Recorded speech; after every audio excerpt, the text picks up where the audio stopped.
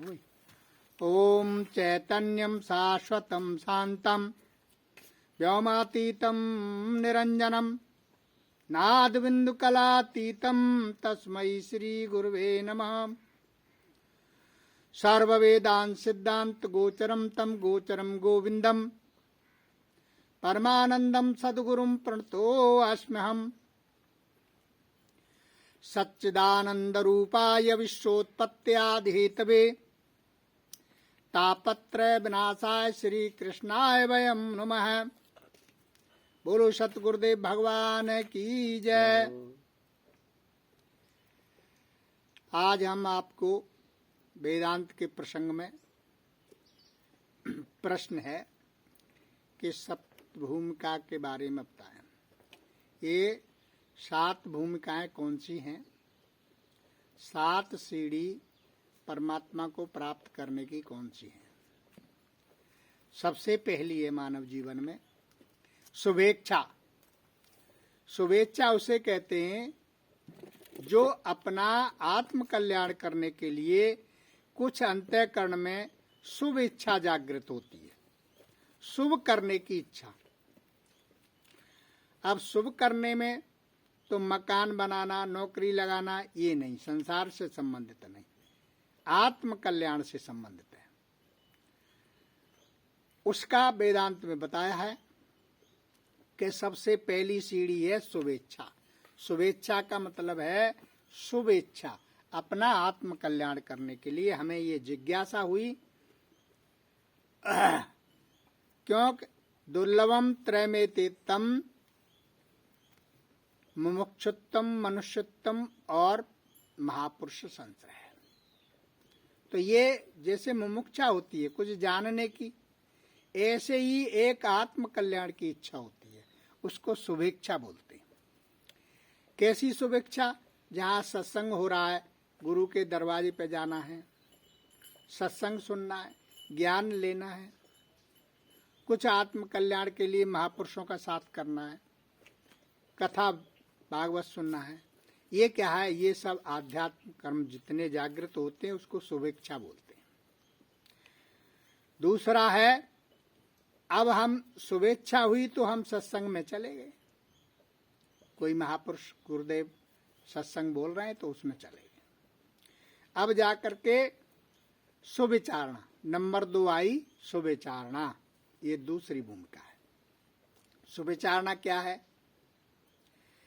यानी जो कुछ वहां विचार का आदान प्रदान हो रहा है, जो कुछ सत्संग मिल रहा है, जो ज्ञान मिल रहा है, जो महापुरुष गुरुदेवों से संतों से जो सुविचार मिल रहे हैं, उसको अपने में अंतःकरण करके और उसको उस पर सुविचार करना, अच्छा विचार करना। यानी इसमें सुनी उसमें से निकालना नहीं, उस पे विचार करना बुद्धि के द्वारा, ये है सुविचारणा। दूसरी है तन मानसा। यानी पहली शुभेच्छा हो गई, दूसरी सुविचारणा हो गई, तीसरी हो गई तन मानसा। यानी जो कुछ वहां मिल रहा है शरीर से और मन से दोनों से एकत्रित होकर के उसको सुनना, उसको संग्रहित करना, उसको ग्रहण करना, मन बुद्धि अंतःकरण में साथ लेकर के उसको परिपक्व करना, ये तन मानसा है। यानी शरीर में जो मानस बैठा है उसको एकाग्र करके उसका ग्रहण करना। अब आती है चौथी, सत्वापत्ति। यानी उसको सत्वापत्ति कहते, सत्य तत्व को उसमें से निकालना, यही विचार है, यही सुविचारणा है। यानी सत्य तत्व की खोज करना, सत्य तत्व को ग्रहण करना, सत्य तत्व को निकालना, ये सत्वापत्ति है। अब 5वीं है असंतति। असंशक्ति क्या है? असंशक्ति है जैसे असन माने संसार, जो स्थिर नहीं रहने वाला है वो असन है। तो संसार से विरक्त होना असंशक्ति, संसार को अपने से दूर करना। अब दूर कैसे करेंगे?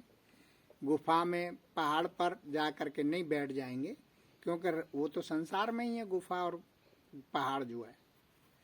उसको क्या करना है, यानी उसके सांसारिक जो जितनी इच्छा है उनसे व्रत होना, विषय भोगों से उपरति होना, विषय भोगों का त्याग करना, ये असंशक्ति है। अब छठवीं भूमिका है, मैंने बड़े सूक्ष्म में बता दिया है, पदार्थ भामिनी। जब आपको असंशक्ति हो जाएगी, सांसारिक इच्छा नहीं होगी, सुविचारणा आपने कर लिया, शुभेच्छा आपने कर ली, तन मानस आपने करनी, सुविचारणा कर ली, शुभेच्छा कर ली, सत्तापत्ति कर ली, सत्य तत्व की खोज कर ली, छांट लिया, फटक लिया और अपने में ग्रहण कर लिया, उस पर चलने लग गए, तो फिर असंशक्ति यानी सांसारिक विषय भोगों से अपने आप विराग हो जाएगा। फिर मन विषय भोगों में नहीं जाएगा, अपने आप विरक्ति हो जाएगी, विराग हो जाएगा। तो अब उसके बाद षष्ठम है पदार्थ भामिनी। फिर आपको वो पदार्थ भामिनी यानी पदार्थ बहुत अच्छे लगेगा, उसमें मन लगेगा, रुचि लगेगी, उसको ग्रहण करोगे, उसमें आनंद मिलने लग जाएगा। रुचि का मतलब आनंद से है। तो पदार्थ क्या है?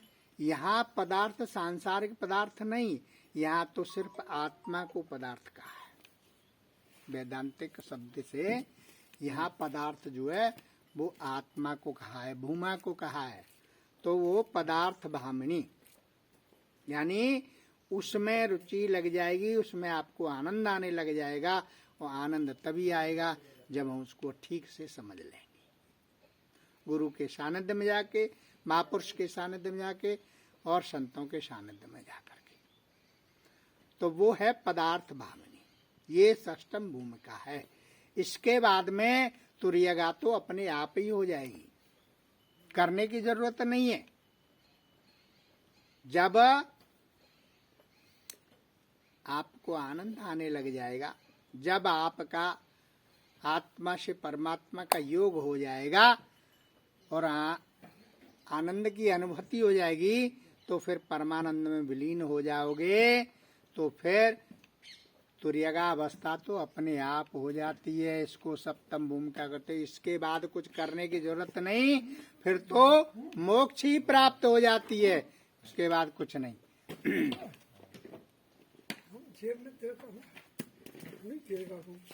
बंद करो इसको।